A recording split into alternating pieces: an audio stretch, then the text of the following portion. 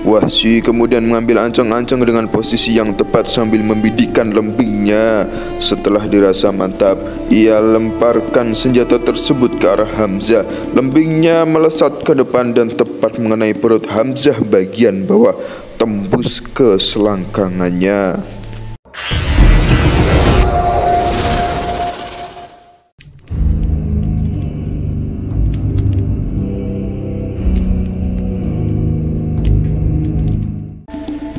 Bismillahirrahmanirrahim. Assalamualaikum warahmatullahi wabarakatuh. Alhamdulillahirrabbilalamin.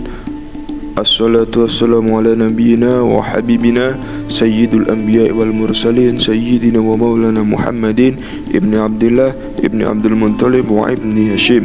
Sahabat Z Channel rahimakumullah, alhamdulillah kita berjumpa lagi di Z Channel, channel yang membawakan kisah-kisah luar biasa Islam. Pada episode kali ini kita akan membahas tentang kisah terbunuhnya Hamzah bin Abdul Muttalib, sang singa Allah. Hamzah bin Abdul Muttalib merupakan salah satu sahabat Rasulullah SAW, sekaligus paman dari Nabi Muhammad SAW, yang dikenal pemberani dalam menegakkan agama Islam. Bahkan dalam perjuangannya dalam membela agama Islam yang merupakan agama Allah, Hamzah bin Abdul Muttalib disebutkan mendapat julukan singa Allah. Dan setelah masuk Islam pada tahun 616 Masehi, ia selalu menjadi pembela utama Nabi Muhammad SAW dalam menjalankan dakwah Islam dan peperangan melawan kaum musyrikin. Dan di dalam perang Badar, Hamzah bin Abdul Muttalib, paman Nabi Muhammad SAW, berhasil melumpuhkan Tu'aimah bin Adi hingga tewas. Kematian itu kemudian sangat membuat sedih keponakannya Tu'aimah, yaitu Wahsy bin Harb. Wahsy bin Harb dikenal juga dengan Abu Dasamah. Dia adalah hamba sahaya Jubair bin Mut'im, seorang bangsawan Quraisy. Karenanya Wahsy selalu menunggu waktu yang tepat untuk membalaskan dendam pamannya kepada Hamzah bin Abdul Muttalib. Tak lama kemudian kaum kafir Quraisy mengambil keputusan untuk pergi ke Uhud untuk memerangi Nabi Muhammad SAW dan para sahabatnya. Abu Sufyan memutuskan untuk mengikut sertakan para wanita yang keluarga mereka telah terbunuh dalam perang Badar untuk menggelorakan semangat para prajurit dalam berperang. Di antara para wanita yang pertama mendaftarkan diri adalah Hindun binti Utbah, istri Abu Sufyan bin Harb. Ayahnya Utbah bin Rabfah dibunuh oleh Ubaidah bin Haris. Pamannya Syaibah bin Rabi'ah tewas di tangan Hamzah bin Abdul Muttalib, dan saudaranya Al-Walid bin Utbah mati di tangan Ali bin Abi Thalib. Semuanya tewas di perang Badar. Karena itu dendam Hindun sangat besar terhadap kaum muslimin, terutama Hamzah bin Abdul Muttalib. Ketika pasukan Quraisy akan berangkat, Jubair bin Mut'im berkata kepada Wahsy, "Wahai Abu Dasamah, maukah engkau bebas dari perbudakan?"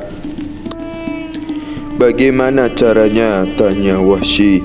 "Bila engkau berhasil melewaskan Hamzah bin Abdul Muttalib, paman Muhammad yang telah membunuh pamanmu Tu'aim bin Adi, maka engkau kubebaskan dari perbudakan," kata Jubair. "Lalu siapa yang menjamin kebebasanku bila aku berhasil?" tanya Wahsy kembali. "Siapa saja yang engkau kehendaki, akan kupersaksikan janjiku ini kepada seluruh masyarakat," tegas Jubair. Kemudian Wahsy pun setuju dengan perjanjian tersebut. Ia segera mengambil lembingnya dan berangkat bersama-sama dengan pasukan Quraisy. Ia berada di belakang pasukan bersama para wanita karena ia tidak terlalu mahir berperang. Hanya saja Wahsy memiliki kemahiran melempar lembing. Lemparannya tidak pernah meleset sedikit pun dari sasaran. Setiap kali bertemu dengan Wahsy, Hindun selalu melihat ke arah lembingnya yang berkilat-kilat terkena sinar matahari, sembari berkata, "Wahai Abu Dasamah, sembuhkanlah luka hati kami. Tuntutkan bela dari Muhammad atas kematian bapa, paman dan saudara kami. Ketika dua pasukan bertemu, Wahsy keluar dari tenda dan mengincar Hamzah dengan diam-diam.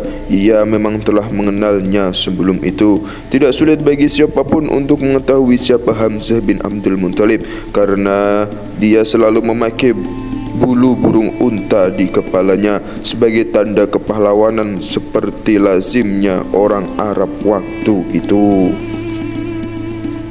Memang tidak lama kemudian Wahsy melihat Hamzah bin Abdul Muttalib maju bagaikan unta kelabu, merobohkan lawan-lawannya dengan pedang tanpa hambatan. Tidak ada yang berani menghadang atau berdiri di hadapannya.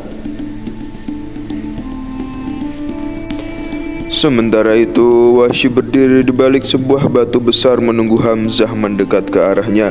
Tiba-tiba seorang penunggang kuda pasukan Quraisy yang bernama Sibak bin Abdul Uzza datang dan menantang Hamzah ke arah Wahsy. "Lawanlah aku, wahai Hamzah, kemarilah," tantang Sibak. Hamzah menoleh lalu melompat ke arah Sibak. Tangannya bergerak memukulkan pedang. Sekali tebas, Sibak jatuh tersungkur bermandikan darah di hadapan Hamzah bin Abdul Muttalib. Wahsy kemudian mengambil ancang-ancang dengan posisi yang tepat sambil membidikkan lembingnya. Setelah dirasa mantap, ia lemparkan senjata tersebut ke arah Hamzah. Lembingnya melesat ke depan dan tepat mengenai perut Hamzah bagian bawah, tembus ke selangkangannya. Pahlawan Islam yang dikenal dengan singa Allah itu melangkah berat kira-kira 2 langkah, kemudian jatuh dengan lembing bersarang di tubuhnya. Wahsy tidak bergerak dari tempat persembunyiannya. Setelah yakin Hamzah benar-benar tewas, baru ia mendatangi tubuh Hamzah dan mencambut lembingnya, lalu kembali ke perkemahan karena tidak ada kepentingan selain itu. Pertempuran berkecamuk dengan sengitnya, korban pun mulai berjatuhan. Tatkala tentara kaum muslimin mengalami desakan hebat, Hindun dan beberapa wanita lainnya keluar dari perkemahan lalu melangkah di antara mayat-mayat yang bergelimpangan. Satu persatu ia bedah perut dan ia congkel mata mereka, sedangkan hidung dan telinga ia potong lalu dibuatnya menjadi kalung dan ia pakai. Hati Hamzah bin Abdul Muttalib ia kunyah dan muntahkan kembali. Dan selesai pertempuran, kemudian Wahsy kembali ke kota Mekah bersama rombongan tentara Quraisy.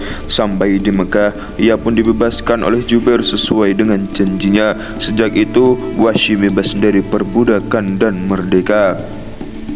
Hari-hari terus berlalu, kaum muslimin yang berada di Madinah kian bertambah. Pasukan mereka semakin kuat dan besar. Semakin bertambah kekuatan kaum muslimin, semakin besar kekhawatiran Wahsy. Kegelisahan dan ketakutan semakin menghantuinya. Tatkala kaum muslimin berhasil menguasai kota Mekah, Wahsy melarikan diri ke kota Taif mencari tempat yang aman. Namun hanya beberapa saat saja penduduk Taif pun menyatakan diri masuk Islam. Wahsy bingung hendak lari ke mana lagi. Penyesalan datang menghinggapi dirinya. Bumi yang terasa luas menjadi terasa sempit. Dalam keadaan seperti itu, seorang sahabat menasihatinya, "Percuma saja engkau melarikan diri, Wahsy. Demi Allah, Muhammad tidak akan membunuh orang yang masuk agamanya dan mengakui kebenaran Allah dan Rasul-Nya," ujar sahabat tersebut. Semenjak saat itu, Wahsy pun masuk ke dalam agama Islam dan menjadi sahabat Rasulullah Sallallahu Alaihi Wasallam. Demikian kisah terbunuhnya Hamzah bin Abdul Muttalib, sang singa Allah. Semoga bermanfaat dan semoga kita bisa mengambil ibrah dan pelajaran serta keteladanan dari kisah tersebut. Akhirul kalam, wal afu minkum, thumma assalamualaikum warahmatullahi wabarakatuh.